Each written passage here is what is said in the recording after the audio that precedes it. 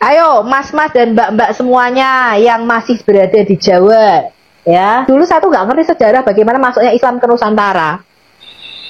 Saya itu suatu saat, Pak, saya tuh pergi ke Borobudur sama Prambanan sama tante saya, diajak jalan. Yeah.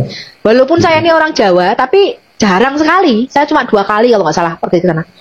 Lalu kan kita bayar tour guide nih untuk cerita sejarahnya Prambanan dan Borobudur gitu loh. Iya. Saya tuh kaget, Pak, karena di dalam sejarah kurikulum sekolah ini nggak diceritakan. Ketika Islam masuk ke tanah Jawa, mereka tuh melakukan pemberontakan.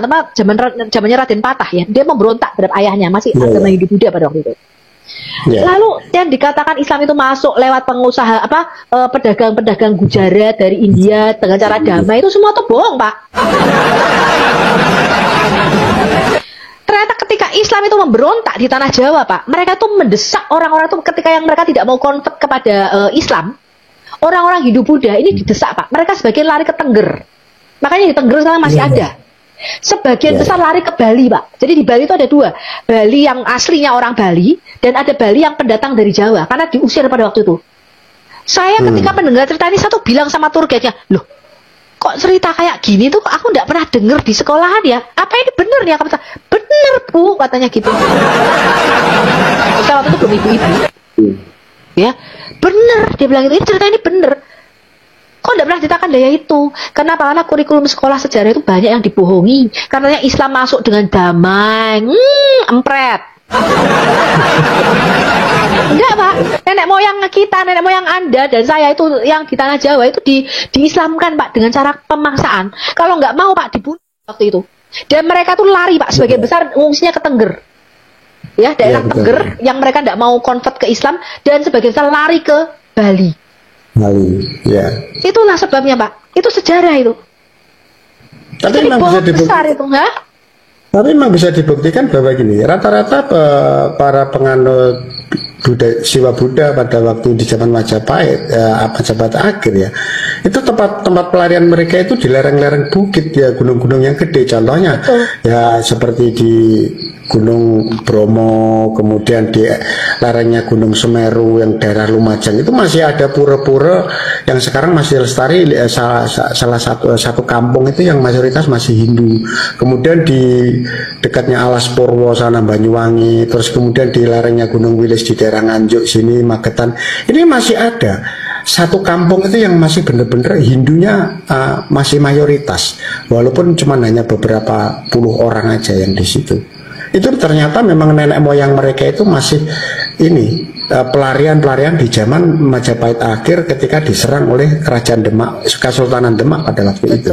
Yang dia memberontak melawan ayahnya. Saya juga kaget, Pak, dengar sejarahnya itu. Ya terutama juga teman-teman yang di Perang Padri. Tadi kita selama ini dengar Imam Bonjol itu pahlawan, betul. Ternyata Perang Padri itu genocide. Yaitu 800.000, 1 juta orang Batak pada waktu itu yang tidak mau mualaf diislamkan. Itu genosida kan Bu? Iya, itu sejarah. Iya, sejarah. Betul, itu luar biasa. Nah, cuma kan orang-orang sekarang kan nggak ngerti kan, ada Nasution, Siregar, gitu kan dengan bangganya, mulai kenapa? Nah, nenek moyangmu kok gak sanggup bayar jizyah, Rek. Termasuk yang di Mesir, di Turki. Ya, orang Kristen Koptik Mesir itu bahasa aslinya mereka tuh sebenarnya bukan bahasa Arab. Kalau ada ke Mesir sekarang mereka kan berbahasa Arab. Aslinya nenek moyang mereka tuh tidak berbahasa Arab, tapi diarabisasi. Nenek moyang mereka tuh berbahasa Yunani dan berbahasa Mesir Koptik namanya. Bahasa Koptik, bahasa aslinya Mesir itu Koptik. Iya. Lalu mereka tuh tidak berani bayar jizyah. Kalau tidak dipenggal kepalanya, kalau enggak apa, mereka suruh bayar jizyah. Enggak mau, akhirnya Pak, mereka masuk ke Islam.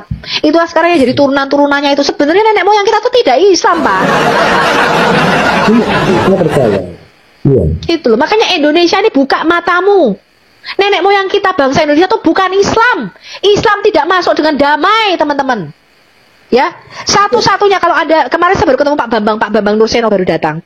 Pak Bambang itu cerita bahwa pemualafan yang paling berhasil itu adalah ketika dari Champa. Jadi dari Cina Kamboja, ya, Cina Kamboja, kerajaan Islam yang ada di Champa di Kamboja, itu masuk ke Indonesia, itu baru berhasil. Kenapa? Mereka menguasai perdagangan pada itu lalu kawin campur, Pak.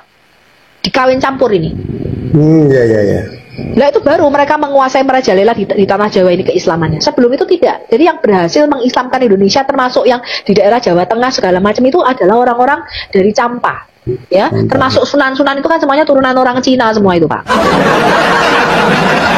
Sunan-sunan itu loh, Pak, 9 sunan itu kan Cina semua itu.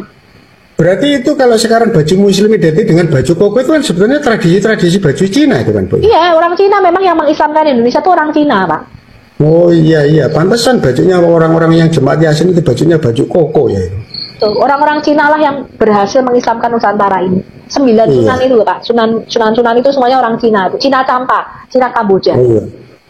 Bu, kalau boleh saya nanti kalau suatu saat Ibu bertemu sama Pak Bambang Nursena, karena Ibu mungkin bisa punya akses ke Pak Bambang Nursena, barangkali Ibu bisa tolong ya bantu saya ini.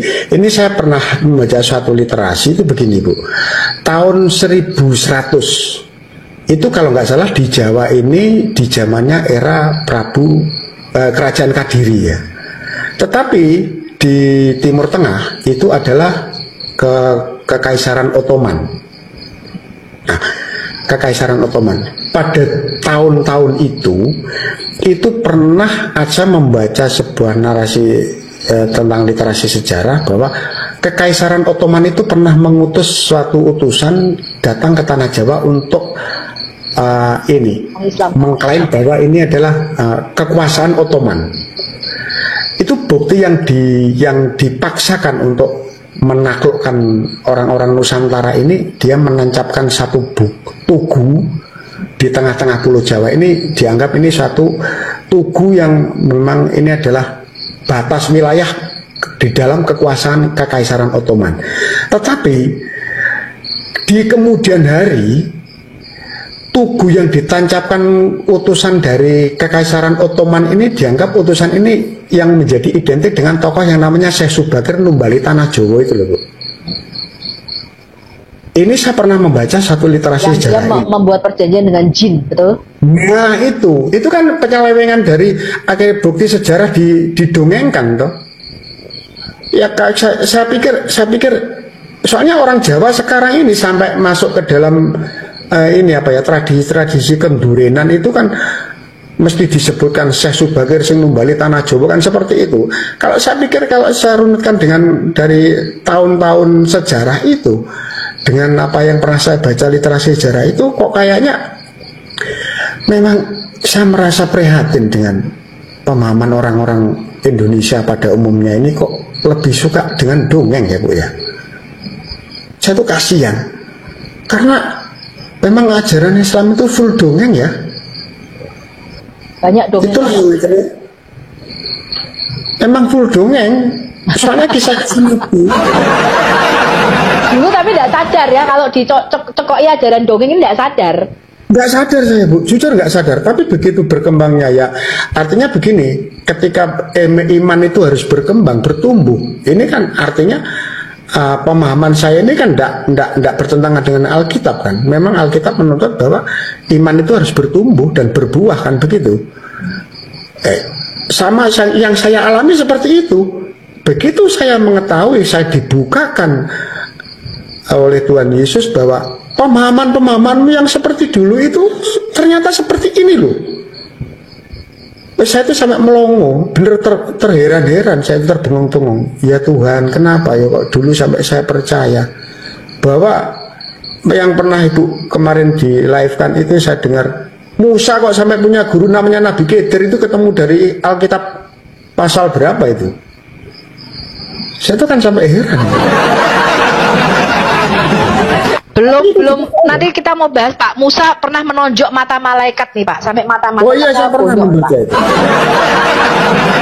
Nabi Musa itu pernah ini, Bu, pernah di bajunya itu dicuri oleh segumpal batu, dibawa lari oleh batu sehingga Nabi Musa itu melari mengejar bajunya dengan telanjang karena difitnah, mohon maaf, karena difitnah bagian intimnya Nabi Musa ini istilahnya sangklir ya, besar sebelah itu saya sampai heran itu kok bisanya ya mereka itu mempercayai hal seperti itu, sesuatu yang bersifat konyolisasi, konyol banget itu kok seperti dulu itu kok ya kalau dibawa di pengajian herannya jemaat itu kok mantuk-mantuk gitu aja sambil iya gitu. Heran saya sampai heran. Makanya saya bisa menyimpulkan orang yang di luar kekristenan kemudian mengerti tentang kekristenan itu butuh IQ 135 minimal, itu pasti minimal. Dan itu pun juga harus seimbang dengan apa yang dikatakan Ya. 3 dalam kehidupan manusia ini. Bapak kan, ya kalau melihat misalnya debat-debatnya Edis TV misalnya, mereka percaya kok setan itu kan bermalam di lubang hidung. Betul toh, Pak? Betul. Ya. Mereka percaya. Saya tanya, apakah kencing onta menjadi obat? Loh, mereka percaya, Pak, itu, Pak. Jadi kebayang nggak, Pak, negara Indonesia dibodohi dengan doktrin-doktrin agama dongeng abad ke-7 dari Arab ini?